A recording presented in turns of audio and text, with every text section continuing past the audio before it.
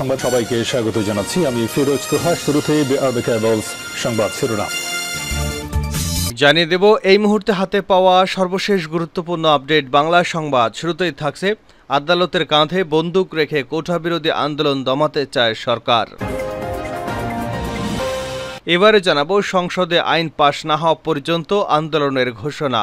সরকারি চাকরিতে সব গ্রেডে কোটার অযৌক্তিক সংস্কার করে সংসদে আইন পাশ না হওয়া পর্যন্ত রাজপথে কর্মসূচি চালিয়ে যাওয়ার ঘোষণা দিয়েছেন আন্দোলনরত শিক্ষার্থীরা।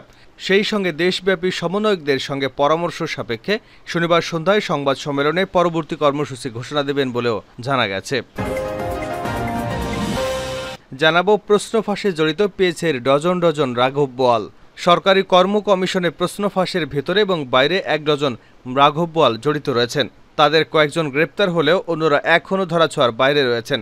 সন্দেহভাজন এসব রাঘব বোয়ালদের গতিবিধি পর্যবেক্ষণ এবং অতীত কর্মকাণ্ডের বিষয়াদি পর্যালোচনা করছেন সিআইডির আইনশৃঙ্খলা বাহিনীর একাধিক ইউনিট। জানিয়ে দেব দেশের মানুষ পরিবর্তনের জন্য অপেক্ষা করছে জানিয়ে বিএনপির স্থায়ী কমিটির সদস্য নজরুল ইসলাম খান বলেছেন, এই পরিবর্তনের জন্য খুব শিগগিরই কর্মসূচি আসছে। দেশটাকে রক্ষা করার জন্য আমাদের ঐক্যবদ্ধভাবে লড়াইটা চালিয়ে যেতে হবে।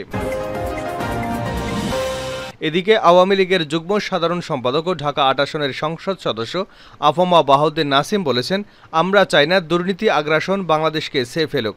আমরা যে কোনো দুর্নীতি অপরাধকে তীব্রভাবে প্রতিহত করব। এবং সর্বশেষ জানাবো আন্তর্জাতিক সংবাদ। আস্থা ভোটে হেরে ক্ষমতাচ্যুত নেপালের প্রধানমন্ত্রী। পার্লামেন্টে আস্থা ভোটে হেরে ক্ষমতাচ্যুত হচ্ছেন নেপালের প্রধানমন্ত্রী পুষ্পকমল দাহাল প্রচণ্ড। টানা ৪ বার আস্থা ভোটে টিকে থাকলেও এবার তার শেষ রক্ষা হলো না। ব্যর্থ হয়েছেন তিনি, ক্ষমতা ছাড়তেই হচ্ছে। এতক্ষণ শিরোনাম শুনছিলেন, এবার বিস্তারিত। প্রিয় দর্শক, আপনি যদি এই চ্যানেলে নতুন হয়ে থাকেন, ভিডিওটি দেখতে দেখতে চ্যানেলটি সাবস্ক্রাইব করে আমাদের সঙ্গেই থাকুন। আর এই ভিডিও সম্পর্কে আপনি আপনার মূল্যবান মতামতটি কমেন্ট বক্সে জানিয়ে দিন। আর হ্যাঁ প্রিয় দর্শক, জানিয়ে দিন ভিডিওটি কোথা থেকে দেখছেন। আদালতের কাঁধে বন্দুক রেখে কোটা বিরোধী আন্দোলন দমাতে চায় সরকার। ইসলামী আন্দোলন বাংলাদেশের কেন্দ্রীয় প্রচার এবং দাওয়া বিষয়ক সম্পাদক মৌলানা আহমদ আব্দুল কাইয়ুম বলেছেন, সরকার এখন ভারসাম্যহীন আচরণ করছে। সরকার আদালতের কাঁধে বন্দুক রেখে কোটা বিরোধী আন্দোলন দমাতে চায়। এর পূর্বেও তত্ত্বাবধায়ক সরকার ব্যবস্থা তুলে দিতেও আদালতকে সরকার ব্যবহার করেছে। তিনি বলেন, বনখেকো মোশাররফের ছেলে পুলিশ কর্মকর্তা মাশরুফ মহানবী সাল্লাল্লাহু আলাইহি ওয়াসাল্লামকে নিয়ে কটূক্তি করে মুসলমানদের হৃদয়ে আঘাত দিয়েছে। নিজে মুসলিম দাবি করে ইসলামের নবীকে নিয়ে তার ধৃষ্টতাপূর্ণ বক্তব্যের কারণে তাকে বহিষ্কারপূর্বক দৃষ্টান্ত শাস্তি দিতে হবে। শুক্রবার বাদ-জুমার রাজধানীর বায়তুল মোকাররমের উত্তর গেটে ইসলামী যুব আন্দোলন বাংলাদেশ ঢাকা মহানগরীর উদ্যোগে বিক্ষোভ মিছিল পরবর্তী সমাবেশে প্রধান অতিথির বক্তব্যে একথা বলেন তিনি। পুলিশ কর্মকর্তা মাশরুফ কর্তৃক মহানবী সাল্লাল্লাহু আলাইহি ওয়াসাল্লামকে কটূক্তির প্রতিবাদ, কোটা ব্যবস্থা সংস্কার, নৈতিকতা বিরোধী শিক্ষা কারিকুলাম সংশোধন, দুর্নীতিবাজদের গ্রেপ্তারের দাবিতে এ সমাবেশ হয়। মুফতি মনসুর আহমেদ সাকি বলেন, দেশ আজ ভালো নেই। রাজধানীসহ সব শহরে বৃষ্টিতে জলাবদ্ধতা, দ্রব্যমূল্যের বৃদ্ধির সঙ্গে কোটা ব্যবস্থা ফের চালু করে দেশের মেধা ধ্বংসের পায়তারা শুরু করেছে সরকার। কোটা প্রথার যৌক্তিক সংস্কার করে কোটা সর্বোচ্চ ৫ থেকে ১০ ভাগে আনতে হবে। আমরা কোটা বিরোধী আন্দোলনে সমর্থন প্রকাশ করছি। তিনি বলেন, সরকারের বিভিন্ন সেক্টরের দুর্নীতিবাজরা দেশটাকে লুটেপুটে খাচ্ছে। এসসির প্রশ্ন ফাঁসকারী সিন্ডিকেট এবং অনৈতিকভাবে ক্যাডার নন ক্যাডারে চাকরি পেয়েছেন, তাদের বহিষ্কার করে শাস্তির আওতায় আনতে হবে। সংসদে আইন পাশ না হওয়া পর্যন্ত আন্দোলনের ঘোষণা। সরকারি চাকুরির সব গ্রেডে কোটার যৌক্তিক সংস্কার করে সংসদে আইন পাশ না হওয়া পর্যন্ত রাজপথে কর্মসূচি চালিয়ে যাওয়ার ঘোষণা দিয়েছেন আন্দোলনরত শিক্ষার্থীরা। একই সঙ্গে দেশব্যাপী সমন্বয়কদের সঙ্গে পরামর্শ সাপেক্ষে শনিবার সন্ধ্যায় সংবাদ সম্মেলনে পরবর্তী কর্মসূচির ঘোষণা দেবেন বলে জানিয়েছেন তারা। শুক্রবার বিকেলে রাজধানীর শাহবাগ মোড়ে বিক্ষোভ সমাবেশে এ ঘোষণা দেন আন্দোলনের অন্যতম সমন্বয়ক আবু বকর মজুমদার। তিনি বলেন, আগামীকাল সব বিশ্ববিদ্যালয় জেলার প্রতিনিধিদের বৈঠক হবে। পরে সন্ধ্যা ৬টায় ঢাকা বিশ্ববিদ্যালয়ের কেন্দ্রীয় গ্রন্থাগারের সামনে পরবর্তী কর্মসূচি ঘোষণা দেওয়া হবে। এ সময় দেশের বিভিন্ন স্থানে কোটা আন্দোলনকারীদের উপর হামলা নিন্দা জানান তিনি। আরেক সমন্বয়ক মোহাম্মদ মাহিন বলেন, সরকার শিক্ষার্থীদের আবেগ নিয়ে ফুটবলের মতো খেলছে। ফুটবলের লাথি দিয়ে একবার সংসদে একবার হাইকোর্টে পাঠাচ্ছে। শিক্ষার্থীদের এই আন্দোলন কারো একার নয়, এখানে সব দলের শিক্ষার্থী রয়েছেন। আমাদের পেটে লাথি মারলে আমরা বসে থাকব না। প্রশ্ন ফাঁসে জড়িত পিএসসির ডজন রাঘব বোয়াল। সরকারের কর্ম কমিশনের প্রশ্ন ফাঁসে এর ভেতর এবং বাইরে ১ ডজন রাঘব বোয়াল জড়িত রয়েছেন। তাদের কয়েকজনকে গ্রেপ্তার হলেও অন্যরা এখনও ধরাছোঁয়ার বাইরে। সন্দেহভাজন এসব রাঘববোয়ালদের গতিবিধি পর্যবেক্ষণ এবং অতীতের কর্মকাণ্ডের বিষয়াদি পর্যালোচনা করছে সিআইডি আইনশৃঙ্খলা বাহিনীর একাধিক ইউনিট। তারা প্রশ্ন ফাঁস চক্রের মূলোৎপাটনের লক্ষ্যে তদন্ত অব্যাহত রেখেছেন। সূত্র জানিয়েছে, প্রশ্ন ফাঁস চক্রে জড়িতদের প্রায় প্রত্যেককেই কোটি কোটি টাকার মালিক বনে গেছেন। আলোচিত সাবেক গাড়িচালক আবেদ সহ গ্রেপ্তারের বিরুদ্ধে মানি লন্ডারিং আইনে মামলা করার প্রস্তুতি নিচ্ছে সিআইডি।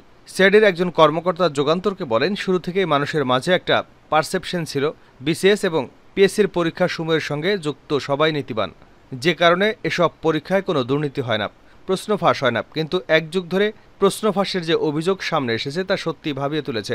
তিনি বলেন, এই চক্রকে নির্মূল করা না গেলে ক্ষতিগ্রস্ত হবে রাষ্ট্র। তিনি জানান, পিএসসি আইনে মামলার পাশাপাশি তাদের বিরুদ্ধে মানি লন্ডারিং আইনেও মামলার প্রস্তুতি রয়েছে। রেলওয়ে একটি নিয়োগ পরীক্ষার প্রশ্ন ফাঁসের ঘটনায় গত সোমবার পিএসসির 6 কর্মকর্তা কর্মচারী সহ 17 জনকে গ্রেপ্তার করা হয়। এর মধ্যে আলোচিত ড্রাইভার আবেদ আলীকে 10 বছর আগে প্রশ্ন ফাঁসের অভিযোগে চাকরিচ্যুত করা হয়েছিল। পল্টন থানায় দায়ের করা মামলায় মঙ্গলবার সাবেক গাড়িচালক আবেদ আলী, ডেসপাস রাইটার খলিলুর রহমান এবং অফিস সহায়ক সাজেদুল ইসলাম সহ 6 জন দায় স্বীকার করে আদালতে স্বীকারোক্তিমূলক জবানবন্দি দিয়েছেন। তারা গত এক যুগ ধরে বাংলাদেশের সিভিল সার্ভিস সহ পিএসসির আরও কয়েকটি নিয়োগ পরীক্ষায় প্রশ্ন ফাঁসের কথা স্বীকার করেছেন। গ্রেপ্তার পিএসসির কর্মকর্তা সহ যারা স্বেচ্ছায় জবানবন্দি দেননি তাদের জিজ্ঞাসাবাদের জন্য আদালতে রিমান্ডে আবেদন করে সিআইডি। সিআইডি সূত্র জানিয়েছে, তাদের আরেকবার রিমান্ডে পেলে ভেতরের বাইরের প্রশ্ন ফাঁসের চক্রে যত রাঘববোয়াল আছে তাদের চিহ্নিত করা সম্ভব হবে। সংশ্লিষ্ট সূত্র জানিয়েছে, বিভিন্ন সময় প্রশ্ন ফাঁসের পরিচালক নিখিল চন্দ্র রায় সহ 14 জনকে গ্রেপ্তারে সিআইডির অভিযান অব্যাহত রয়েছে, তবে এখনও তাদের গ্রেপ্তারের আওতায় আনা যায়নি। সূত্র জানিয়েছে, এই চক্রের সদস্য সংখ্যা 60 জনেরও অধিক। এর মধ্যে ডজনেরও অধিক রাঘববোয়াল। তাদের কেউ কেউ পিএসসিতে বহাল তবিয়তে আছে, আবার কেউ কেউ অবসরে গেছে বা চাকরিচ্যুত হয়েছেন। আর চক্রের অন্য যারা আছেন তারা মূলত কেউ প্রার্থী জোগাড় করেন, কেউ বা দরদাম ঠিক করেন, কেউ বা আবার পরীক্ষার্থীদের গোপন আস্তানায় নিয়ে পড়ান। তদন্ত সংশ্লিষ্ট সূত্র জানিয়েছে, পিএসসির উপপরিচালক মোহাম্মদ আবু জাফর এবং মোহাম্মদ জাহাঙ্গীর আলম এবং সহকারী পরিচালক মোহাম্মদ আলমগীর কবিরকে রিমান্ডে পেলে প্রশ্ন ফাঁসে জড়িত রাঘববোয়ালদের নামে সামনে আসতে পারে। মানুষ পরিবর্তনের জন্য অপেক্ষা করছে, নজরুল ইসলাম। দেশের মানুষ পরিবর্তনের জন্য অপেক্ষা করছে বলে জানিয়েছেন বিএনপির স্থায়ী কমিটির সদস্য নজরুল ইসলাম খান। এই পরিবর্তনের জন্য খুব শিগগিরই কর্মসূচি আসছে। দেশটাকে রক্ষা করবার জন্য আমাদের ঐক্যবদ্ধভাবে লড়াইটা চালিয়ে যেতে হবে। শুক্রবার রাতে গুলশানে চেয়ারপারসনের রাজনৈতিক কার্যালয়ে যুগপৎ আন্দোলনের শরিক কয়েকটি রাজনৈতিক দল এবং জোটের সঙ্গে বিএনপির বৈঠকের পর আয়োজিত সংবাদ সম্মেলনে তিনি এসব কথা বলেন।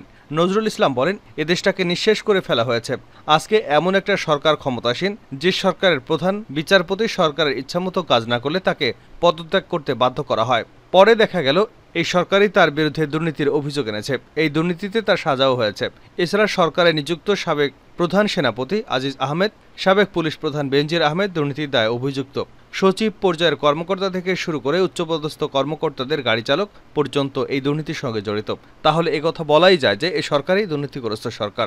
তিনি আরও বলেন, আমাদের দেশের সরকার প্রধান সম্প্রতি একটি দেশে গেছেন, সেখান থেকে কিছু সহযোগিতার প্রতিশ্রুতি পেয়েছেন।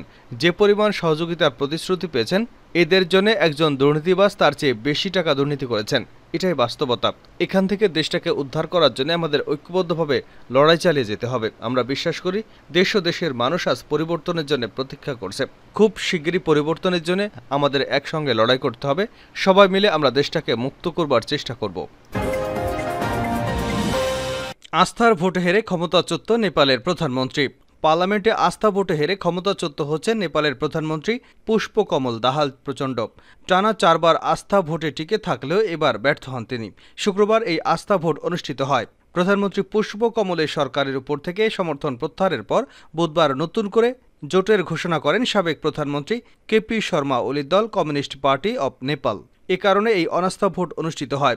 সাবেক প্রধানমন্ত্রী তথা নেপালি কংগ্রেসের প্রধান শের বাহাদুর দেওবার সঙ্গে জোট সরকার গড়ার বিষয়ে এরই মধ্যে সমঝোতা চূড়ান্ত হয়েছে বলে জানিয়েছে ওলির দল। নেপালের পার্লামেন্টের নিম্নকক্ষ হাউস অব রিপ্রেজেন্টেটিভসের আসন সংখ্যা 275। এর মধ্যে দেওবার নেপালি কংগ্রেসের 88 এবং ওলির সিপিএনের 79 জন সদস্য রয়েছেন। অর্থাৎ দু দলের হাত মেলালে অনায়াসেই সংখ্যাগরিষ্ঠতার ম্যাজিক ফিগার 138-এ পৌঁছা সম্ভব।